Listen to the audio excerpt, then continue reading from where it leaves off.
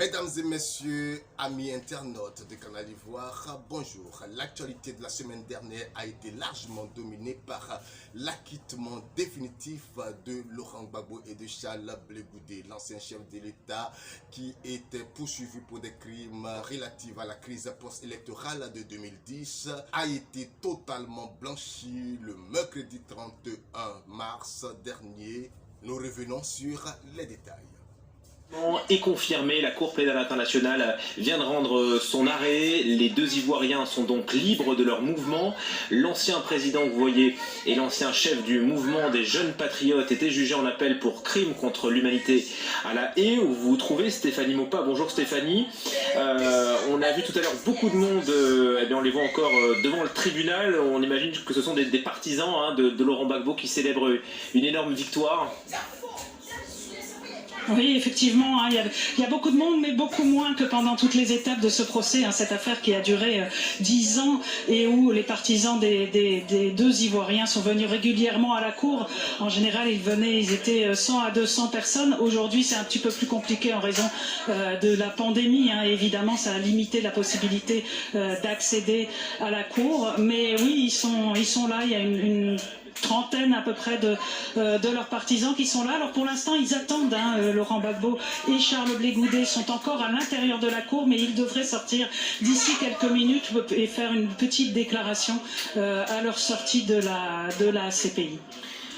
Cet acquittement qui est confirmé, ça veut dire que c'est la fin du procès, il n'y a plus de recours pour l'accusation, Stéphanie ? Non, il n'y a plus aucun recours. L'affaire est définitivement close. Alors la confirmation des acquittements signifie aussi qu'ils ne peuvent pas être poursuivis devant d'autres tribunaux ou devant la CPI ou devant d'autres tribunaux. Il y a une règle en droit qui s'appelle non bis in idem et qui dit qu'on ne peut pas être poursuivi deux fois pour les mêmes faits, donc ils ne pourront jamais être poursuivis de nouveau pour des faits relatifs aux violences de 2010 et 2011 en Côte d'Ivoire. Donc c'est aussi l'un des effets de cet acquittement. Et vous savez, la procureure demandait le non-lieu et le non-lieu aurait laissé ouverte la possibilité d'engager d'autres poursuites. Là, c'est définitivement clos. Le dossier Laurent Gbagbo et Charles Blé Goudé à la CPI est définitivement refermé. Rapidement, Stéphanie, est-ce que vous avez pu assister à la réaction de Laurent Gbagbo à l'annonce de cet acquittement confirmé ? Oui, il était assis dans la salle d'audience et il a simplement levé les deux pouces en signe de victoire en fait. Voilà, lecture assez longue de ce jugement, plus d'1h30. Et donc voilà, il a salué cette victoire dans la salle d'audience. On va voir ce qu'il va dire et s'il prononce quelques mots ici en sortant de la Cour pénale internationale. Voilà, on vous laisse donc recueillir les premiers mots de Laurent Gbagbo et de Charles Blé Goudé à l'issue de cet procès en appel. Bruno Darou, c'est donc la fin d'une très longue procédure et un échec, Stéphanie le disait, pour la procureure qui, elle, voulait un non-lieu.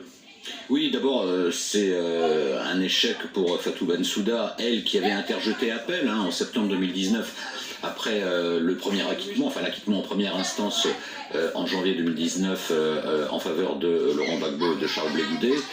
C'était son dernier combat, jusqu'au bout elle y croyait, son dernier combat parce que elle a 60 ans maintenant, Fatou Bensouda, son mandat vient à échéance au mois de juin, et donc c'est ce dernier combat qu'elle perd. Alors, elle a été critiquée d'abord pour le fait que le dossier d'accusation effectivement était peut-être insuffisamment étayé, et évidemment les juges dès janvier 2019 sont entrés dans cette brèche en disant il n'y a pas de preuves suffisantes pour établir la volonté de Laurent Gbagbo et aussi évidemment de Charles Blé Goudé à un moindre niveau bien sûr d'élaborer un plan délibéré de meurtre commis contre des civils qui auraient été favorables, à Alassane Ouattara. Et ça revient souvent, on pourra peut-être y revenir, mais dans les dossiers d'accusation de la CPI, cette difficulté finalement à solidifier les dossiers d'accusation,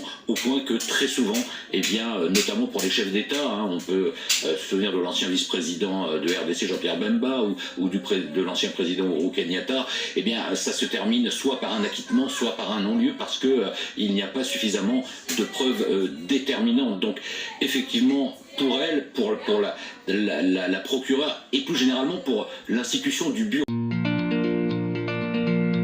Laurent Gbagbo acquitté en appel. La chambre d'appel de la Cour pénale internationale a confirmé l'acquittement de Laurent Gbagbo et Charles Blé Goudé, prononcé en première instance le 15 janvier 2019. Cette décision ouvre la voie au retour de l'ancien président ivoirien dans son pays. La chambre d'appel rejette l'appel du procureur et confirme la décision de la chambre de première instance. Au terme d'un long exposé au cours duquel il est revenu sur les différentes étapes de la procédure, le Nigérian Chili Oboué Osuji, président de la chambre d'appel de la Cour pénale internationale et ancien président de la CPI, a confirmé ce mercredi 31 mars l'acquittement de Laurent Gbagbo et de Charles Blé Goudé, prononcé en première instance le 15 janvier 2019.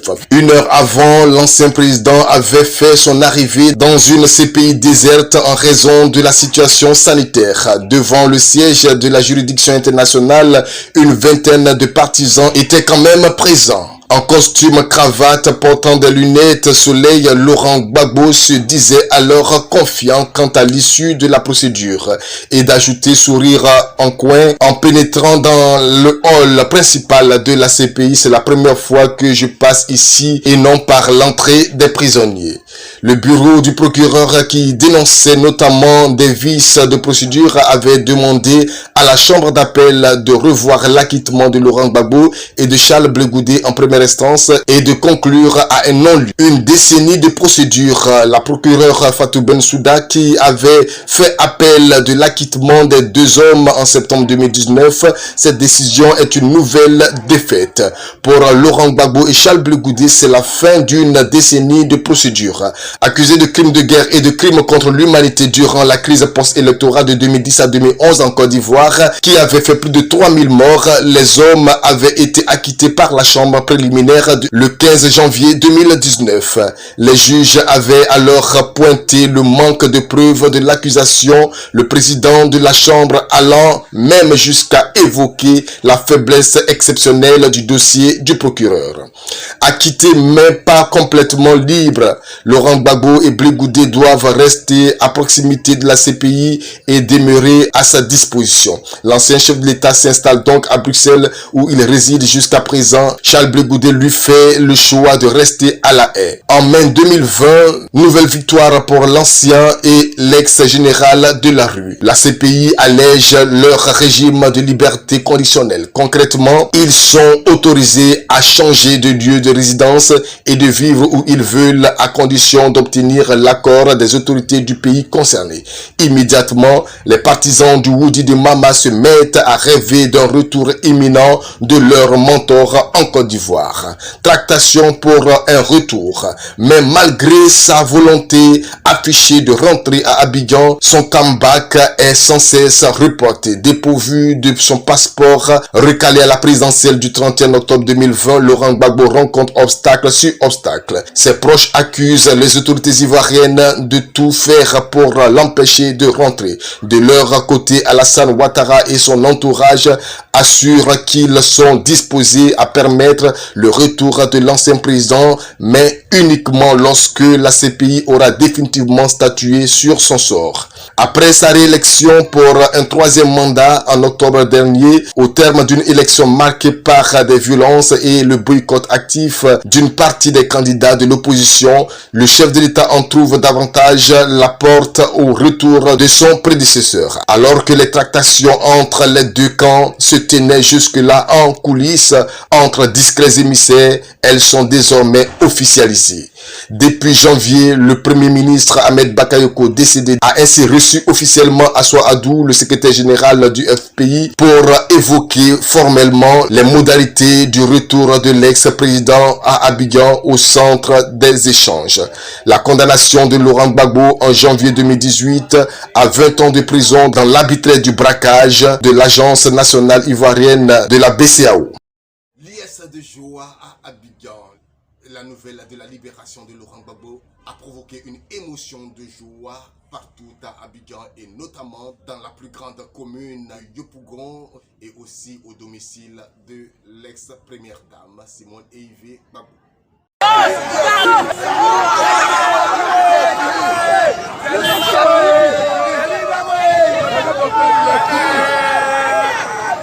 Mesdames et messieurs, amis internautes de Canal Ivoire, nous sommes ici à Yopougon, c'est l'euphorie, c'est la joie ici, Yopougon de Gbagbo.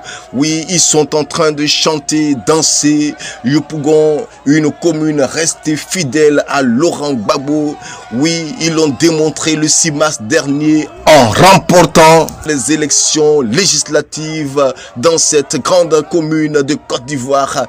Yopougon, c'est à Gbagbo et on entend ce chant. Respecter Yopougon de Gbagbo, c'est tellement euphorique de voir qu'aujourd'hui, 31 mars 2021, Laurent Gbagbo est définitivement acquitté. Qu'il aurait cru, beaucoup même de ses militants, beaucoup des cadres du parti n'y croyaient plus. Certains se sont dit c'est terminé pour Gbagbo, mais tant qu'il y a la vie, dit-on, il y a l'espoir. Aujourd'hui, Laurent Gbagbo vient de remporter la victoire et c'est la victoire de Désiré Tagro, lâchement battu ce 11 avril 2010 sous les yeux de Laurent Gbagbo. C'est la victoire de Abdraman Sangaré, le gardien du temple qui s'est battu pour la survie du parti. Oui, dans un contexte où des personnes avaient dit que ça n'était fini pour le FPI, mais le FPI est toujours debout et restera debout. Victoire pour tous ces morts de Diokoué, ces morts de Guitrozon, ces morts à Bobo, ces morts à Yopougon. Oui, c'est une victoire pour vous, victoire pour l'homme noir. Patrice Émérite Lumumba de la RDC s'est réjoui certainement de là où il est. Thomas Sankara se réjouit de là où il est. Kwame Nkrumah, Sékou Touré, tous ces leaders indépendantistes lâchement arrachés à l'affection des leurs se réjouissent aujourd'hui. La victoire de Laurent Gbagbo est la victoire de tout un peuple noir, de toute l'Afrique. Félicitations au président Laurent Gbagbo, félicitations au jeune ministre Charles Blé Goudé, l'homme fidèle. C'est cela, lorsqu'on veut grandir, il faut avoir une vision et rester attaché à sa vision, jeune frère. Que le Seigneur véritablement te bénisse et que ton désir s'accomplisse comme tu l'as dit. Tu veux aussi un jour diriger ce pays. Que Dieu exauce ton vœu parce que tu es resté fidèle et continue de rester comme tu es et tu verras véritablement que quelque chose pourra se passer pour toi. Des images qui nous reviennent aussi du domicile de la première dame. Oh maman, regardez comme elle danse au son de cette musique chrétienne. Jésus a gagné pour dire que c'est aussi la victoire de l'Éternel des armées. Oui, l'Éternel des armées, ce nom qui a fait beaucoup couler d'encre et de salive aux premières heures de la victoire, sinon de la pseudo-victoire du camp de la rébellion, qui avait dit que nous allons arrêter l'Éternel des armées. Aujourd'hui, notre Dieu, il faut reconnaître, il est lent, il n'est jamais en retard. Il prend son temps, mais il n'est jamais en retard. Et aujourd'hui, Laurent Gbagbo est acquitté. Définitivement, c'en est terminé. Il n'y aura plus jamais de poursuite contre lui dans ce qui concerne la crise post-électorale de 2010. Félicitations au chef de l'État, félicitations à Charles Blé Goudé, félicitations à tous ces panafricanistes, tous ces jeunes qui y ont cru, Oui, c'était dans les premiers instants où Facebook venait d'arriver, qui savaient que Facebook allait être un outil qui allait aider à l'expansion d'un combat, à lancer un combat. Vous avez saisi Facebook avec des directs, avec des vidéos, des interpellations, et vous avez réussi à faire éclater la victoire. Plusieurs témoins se sont déplacés, ont fait le balai à la haie, mais c'était un balai touristique pour eux. Sinon, certains témoins même étaient devenus des témoins à décharge. Oui, Kassaraté, le général Kassaraté, qui a dit sa part de vérité, en est parti, mais ce n'est pas ça qui est le plus important. Le plus important, c'est la victoire. L'homme peut mourir, mais c'est ce que nous laissons à nos descendants. Qu'est-ce que nous laissons à nos descendants? Le président Laurent Gbagbo, avec son âge, oui, il ne peut plus lutter comme à son jeune âge, mais c'est le combat de Laurent Gbagbo est en chacun des Ivoiriens, à chaque Ivoirien. Félicitations, oui, félicitations à tous ces panafricanistes, je le dis encore, oui, surtout au Cameroun, avec cette télévision Afrique Média qui a véritablement pris ce combat pour leur combat. Oui, certains ont dit, mais vous n'êtes pas des Ivoiriens, mais pourquoi? Mais il ne s'agit pas des Ivoiriens, il s'agit de l'Afrique, parce que ce qui se passe en Côte d'Ivoire se passe partout, et les Camerounais ont vu en Laurent Gbagbo quelqu'un qui pouvait véritablement aider l'Afrique à retrouver son statut de locomotive, pourquoi pas un jour du monde. Félicitations à chacun.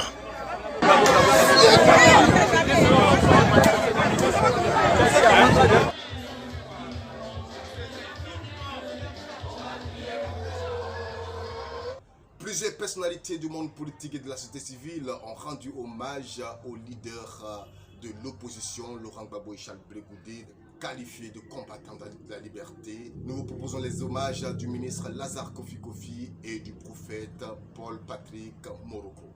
On l'appelle chez nous Canignon. On le surnomme aussi Woody, le courageux, l'intrépide. Lui, c'est notre vaillant garçon. C'est notre héros national. Il est devenu une légende et est entré vivant et beau au panthéon des immortels. On parle de lui avec fierté. On parlera de lui avec frisson, comme celui qui a pu lever face aux blancs envahisseurs la tête haute hardiment. Il a su résister à son charme et a bravé sa furie destructrice pour rester égal à lui-même. Pauvre hier, devenu grand roi, il s'est forgé un esprit de fer pour ne pas s'écarter de son destin. Mais il a su garder une oreille attentive pour son peuple, pour sa patrie et pour sa race. Il n'a eu qu'une seule obsession, faire respecter sa souveraineté. C'est cela le Canignon. C'est cela être un Canignon. Savoir regarder droit devant soi, les yeux rivés sur sa destinée, tel Ulysse attaché au mât. Sur les flots de Messine, il est resté imperturbable aux sirènes qui n'ont pu le détourner. Il aime aller jusqu'au bout dans ses certitudes intérieures comme dans ses rudes combats. Face à l'adversité dominante, il refuse d'abdiquer honteusement et assume au risque de sa vie ses voies et ses chemins pour le salut de son peuple. C'est cela la vie du Canignon. Il ne fuit pas le danger, ni ne trahit, ni ne souille, ni le fanion national pour ses plaisirs solitaires, ni l'honneur de la République en s'agenouillant devant le blanc du simple fait qu'il soit blanc, ne répondant que de ses mordants. Cette posture jugée orgueilleuse lui a valu un assaut meurtrier. Des obus ont rasé son logis sacré. L'intention était de l'anéantir ou de le ramollir, lui le lion, pour en faire une gazelle fébrile. Fait prisonnier puis déporté, il reste notre Canignon. Oui, il est et demeure notre héros, porteur de notre espérance. Il est la voie nouvelle de notre race, vers de nouveaux horizons de liberté. Aussi serons-nous toujours liés à lui, car il est anticipation de la rupture. L'ordre néocolonial bientôt sera détruit, le capital oppressant supprimé à jamais. Lazare Kofi.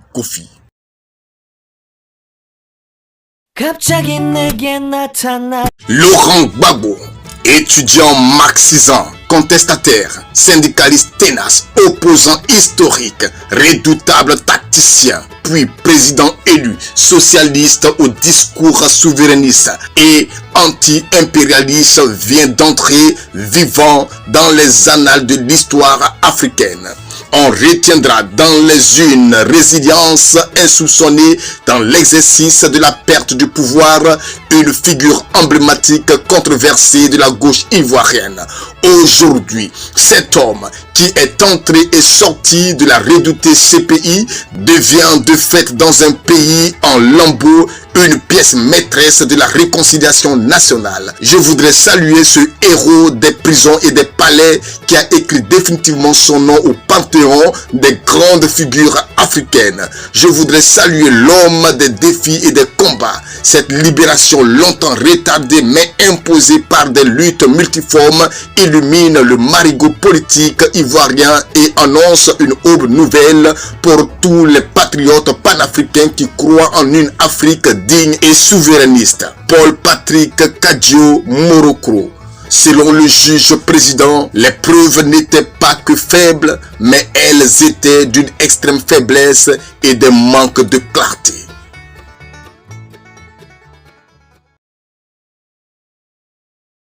Si Laurent Gbagbo et Charles Blé Goudé sont désormais innocents dans la crise de 2010, qui est donc responsable? Une question qui reste pendante dans l'esprit des Ivoiriens, puisque 3000 personnes officiellement y ont perdu la vie, il ne faut pas l'oublier.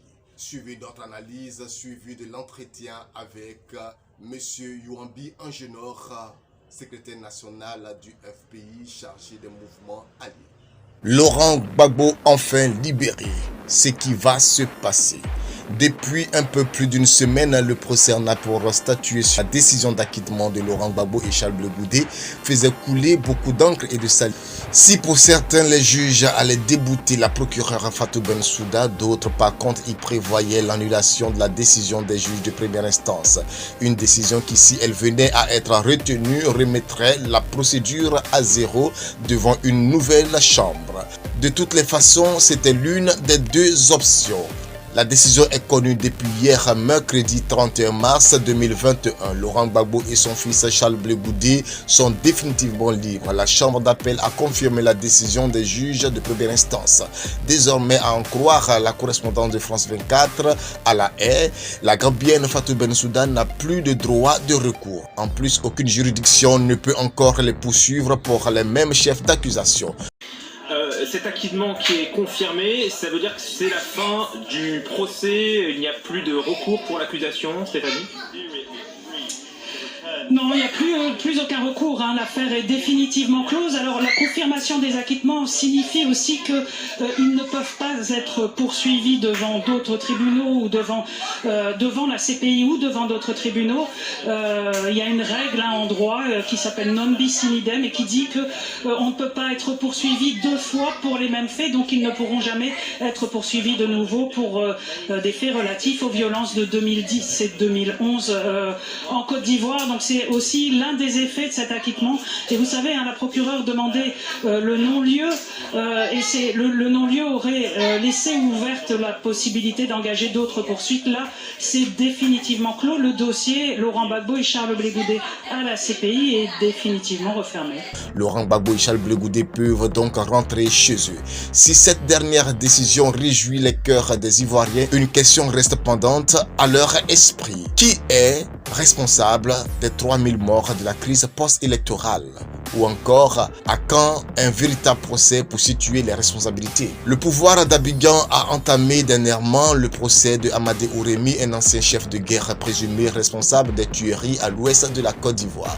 S'il est vrai que cet ancien membre de la rébellion proche d'Alassane Ouattara s'est certainement rendu coupable d'actes criminels depuis l'éclatement de la crise de 2002, il convient de savoir pour qui il travaillait. Alassane Ouattara pourrait-il livrer ceux de son camp?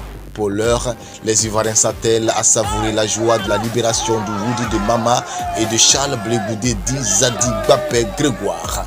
Le reste, qui vivra, verra. Bonjour monsieur Angelo Yoabi. Bonjour monsieur.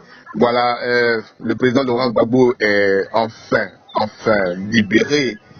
Est-ce que quelles sont vos impressions en tant que militant du FPI, responsable aussi du parti?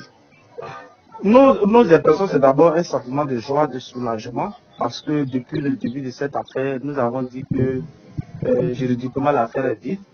On veut éloigner de la scène politique un adversaire. Et aujourd'hui, justice est rendue. Voilà, justice est rendue. Mais voilà, justice est rendue. Nous allons pour le moment être un peu dans la joie et puis bon, pour le reste on verra. D'accord. Mais comment voyez-vous cette libération? Quelqu'un parti à la CPI et revenir. Beaucoup même des militants du FPI n'y croyaient plus. Est-ce que vous y croyez? C'est la vengeance de tous ces dignes fils qui ont toujours été déportés, qui ne sont jamais revenus et on n'a jamais retrouvé les restes. Je parle de Samori Touré, je parle d'Amangwa, je parle de tous ces résistants africains un peu partout. Je parle de Biafra, je parle de tous ces résistants africains un peu partout. Que le colon, que le colonisateur, que l'impérialiste a toujours enlevé et ils ne sont jamais revenus. Ça veut dire que tous ces vaillants combattants, tous ces dignes fils se retrouvent aujourd'hui dans le combat de Laurent Gbagbo. Voilà, c'est ce qu'il faut comprendre. C'est-à-dire que le peuple est resté en éveil. Les époques ne sont pas les mêmes au moment qu'on déportait les autres fils. Il n'y avait pas un peuple assez mature, il n'y avait pas tout ce qu'on connaît aujourd'hui comme canal de communication, réseau. Voilà quoi. Alors, ça veut dire que vous êtes en train de dire merci à tous ces cyberactivistes qui ont beaucoup travaillé, tous ces journalistes, c'est ça? Oui, nous on remercie tous ces Ivoiriens anonymes. Je vais vous faire une confidence. Il y a une dame par exemple qui habite dans le rayon de Yopougon, Église catholique Saint-Élita, qui pratiquement tout le mois, depuis le 11 avril, tout le mois demande une messe pour le président. Elle n'est pas militante, rien du tout. Même nous, quand on a eu l'information qu'on a tenté, parce que c'est un prêtre qui a attiré notre attention là-dessus, parce que la dame était parent au président Laurent Gbagbo. On nous a juste dit le nom, mais le nom n'a rien à voir avec la région ni l'ethnie du président Laurent Gbagbo. Et le prêtre l'a interrogé, elle a dit au prêtre que non, elle est citoyenne ivoirienne, pour que ce qui s'est passé est injuste. Donc c'est sa part. Je vais dire qu'il y a tous ces anonymes, les journalistes, les cyberactivistes, la diaspora qui, malgré le froid, qui se prive des heures de travail pour aller et pour mobiliser chaque week-end, pour mobiliser chaque fois que nos leaders doivent aller à la CPI pour un jugement. Donc c'est tout cela. Mais nous disons en même temps que le combat reprend. Voilà, le combat reprend là où on l'a laissé.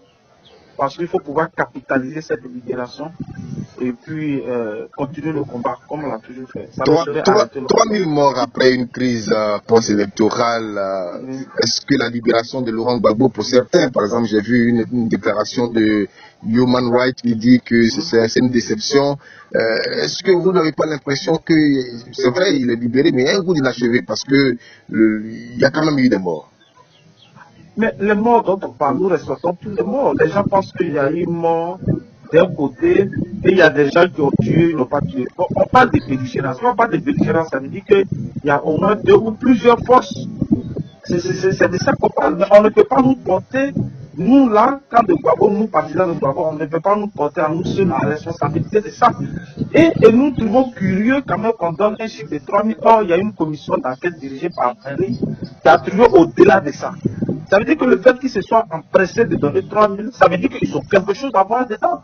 Ils ont quelque chose. Et nous savons que toutes ces organisations dites droits de l'homme, toutes ces organisations sous-régionales, toutes ces organisations étaient dans un complot contre le peuple digne, contre le peuple souverain, contre le peuple de Côte d'Ivoire. Donc c'est un combat que nous avons mené sans armes, avec les idées, avec tout ce qu'il y a de possible.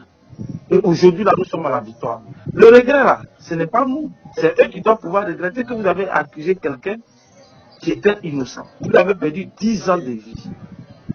Tu vois? Voilà. Et voilà. Aujourd'hui, il y a encore des Ivoiriens en prison. Depuis plus de 10 ans, depuis mai 2011, je vous dis qu'il y a des Ivoiriens en prison. Il y a des gens qui ont été enlevés, on ne sait pas où ils sont. Il y a des gens qui sont portés disparus. Tout ça, il faut pouvoir faire le point. Mais ils veulent qu'on passe la main dessus. Voilà, c'est ça. Mais nous sommes un peu par lutte.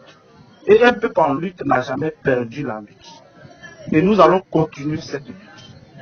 Nous allons continuer, nos enfants vont continuer, nos arrière-enfants vont continuer. Maintenant, il y a un éveil de conscience. Le peuple est assez mature maintenant au niveau politique. Vous allez voir même des gens même qui nous ont quittés, qui disent bon, ils sont maintenant avec le pouvoir. Mais quand tu vois leur raisonnement, ça veut dire que, comme on le dit, les gens au restaurant, mais leur raisonnement là, ça rejoint toujours notre raisonnement. Ils disent on a trop peur pour notre vie, on a trop peur.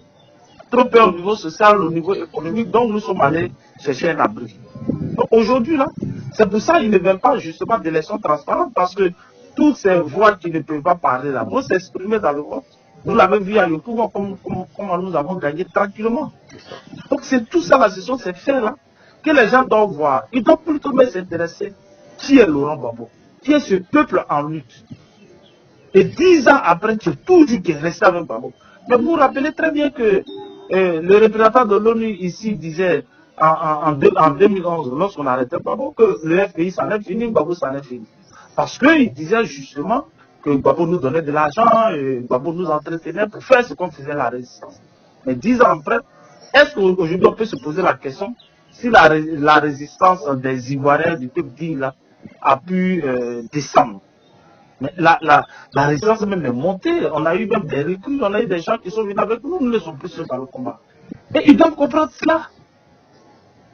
Ils doivent comprendre cela. Ok, il y a eu une information qui a circulé dans la presse selon laquelle le président Alassane Ouattara demande à ce que le président Laurent Gbagbo vienne. Est-ce que vous avez eu une information en tant que responsable du FPI? Nous, on considère ça comme des rumeurs. Si Ouattara a une déclaration à faire relativement à la libération du président Laurent Gbagbo, il doit le faire de façon claire. Nous connaissons les officines pour faire cette déclaration. Donc nous n'allons pas nous en tenir à des rumeurs. Mais nous disons le président est libéré, le président va venir dans son pays. D'accord, voilà, il va venir dans son pays, mais est-ce qu'il y a une date? Pour le moment, on ne peut pas vous dire de date, mais nous pensons que ce sera dans un bref délai. Voilà. Dans un bref délai. Merci, je rappelle que vous êtes Agenon Yoabi, secrétaire national du FPI, chargé des mouvements politiques alliés. Merci beaucoup et puis très bonne journée à vous. Avant ce grand événement historique, un homme, un Africain de surcroît, poursuivi par la Cour pénale internationale, revient libre. Monsieur Lago Fabrice, dit Steve Beko, militant de l'UNG, Union des Nouvelles Générations, dirigée par Monsieur Stéphane Kipré, prédisait déjà l'acquittement total de Laurent Gbagbo et pour lui c'était la fin de ce procès. Il était l'invité de Sylvain Debailly de Connexion Ivoirienne.net. Fabrice Lago, de son vrai nom, ou Steve Beko, a pris le chemin de l'exil après avril 2011 à la chute de Laurent Gbagbo. Mais très vite, il se révèle dans son exil mi-doré, mi-difficile, un talent de cyberactiviste. Il aura marqué son auditoire par la pertinence de ses analyses et de ses vues sur le procès de Laurent Gbagbo. Pendant toutes ces années qu'ont duré le procès, il aura été la source d'inspiration, pour ne pas dire la source d'information, de consolation, aussi de milliers d'internautes qui jurent par Laurent Gbagbo. Steve Beko, cadre de l'UNG, le parti de Stéphane Kipré, met fin à son exil et s'apprête à regagner Abidjan où il a déjà pris ses repères durant une semaine. Avant son retour définitif, il s'est prêté aux questions de Sylvain Debailly de Connexion Ivoirienne.net. Il parle du procès de Gbagbo mais évoque la situation politique nationale dans le style et la franchise qu'on lui connaît. Sylvain Debailly. 2011 à 2021, 10 ans d'exil. Avec quel sentiment arrivez-vous au bout d'une si longue absence sur votre terre natale? Le premier sentiment qui me traverse est bien entendu un sentiment de satisfaction. J'ai coutume de dire qu'on peut vous contraindre à l'exil, mais ce que vous faites une fois que vous y êtes dépend de vous. Je suis satisfait parce qu'au plan politique, nous nous étions donné la mission de faire éclater la véracité sur les événements qui se sont déroulés en Côte d'Ivoire. Il était important de faire savoir au monde l'annonce du président Laurent Gbagbo. Aujourd'hui, c'est chose faite et l'audience du 31 mars devrait confirmer la fin du procès. Celui qu'on avait présenté comme un dictateur sanguinaire est maintenant réhabilité aux yeux du monde et c'est une fierté d'avoir apporté ma modeste contribution à cette fin heureuse pour la Côte d'Ivoire et pour l'Afrique. Pour vous qui avez minutieusement suivi le procès de Gbagbo, quelle analyse et quel pronostic faites-vous de ce nouveau rendez-vous du 31 mars, date à laquelle la Chambre d'appel rend ses conclusions sur la requête du procureur? Ma conviction personnelle est que la date du 31 mars va marquer la fin du procès inique intenté contre Laurent Gbagbo et Charles Blé Goudé. Il ne saurait en être autrement au vu de l'injustice que ceux-ci ont subi durant toutes ces années. Votre activisme était aussi orienté vers la défense du président Gbagbo et au résultat, un acquittement. Revendiquez-vous une part de cette victoire d'étape de Laurent Gbagbo? Je ne revendique rien. J'ai agi selon ce que me commandait ma conviction politique. J'ai apporté ma modeste contribution et je suis fier d'être de cette aventure. Mais je ne suis pas du genre à revendiquer des reconnaissances ou des héritages. Que dire de ses adversaires qui continuent de croire que Gbagbo doit subir un nouveau procès, ne comprenant pas pourquoi les tristes événements de la crise post-électorale n'est finalement pas d'auteur? Je suis désolé pour ces gens, mais ils ne comprennent rien. Ce n'est pas que les événements en question n'ont pas d'auteur. Les juges ont estimé que le président Gbagbo n'est pas coupable. Cela signifie que les coupables sont certainement ailleurs. Si l'on doit donc ouvrir un nouveau procès à la CPI relativement à la Côte d'Ivoire, il faut que cette fois-ci, les vrais auteurs soient dans le box des accusés. Nous terminons cet élément par un fait divers. Dans la nuit du mercredi 31 mars au 1er avril 2021, un marché dans la commune de Port-Bouët a pris feu. De nombreux dégâts matériels, heureusement, pas de pertes en vies humaines. Amis internautes de Canal Ivoire, bonjour. Très tôt ce matin, le petit marché situé à proximité de la gare de Makori à Port-Bouët a pris feu. Aux environs de 1h du matin, le feu a continué jusqu'à 4h. Des pompiers mobilisés qui sont arrivés un peu en retard selon les sources, selon un riverain, les pompiers sont arrivés en retard, mais ils n'ont pu rien faire à cause de l'ampleur du feu et des explosions de bonbonnes de gaz. Alors, pour l'instant, les causes de cet incendie ne sont pas encore définies, mais cela pourrait être lié soit à un court-circuit ou peut-être un incendie criminel. Pour l'instant, ce sont des suppositions. Mais bon, nous attendons les enquêtes pour nous donner un peu une situation sur la source de cet incendie. Selon notre source, il n'y a pas eu de perte en vie humaine, heureusement, mais les dégâts matériels sont lourds. Merci de nous avoir suivis. Ne manquez pas de liker, de partager cette vidéo et restez toujours à Canal Ivoire. Ceux qui ne sont pas encore abonnés, abonnez-vous. Shalom à tous.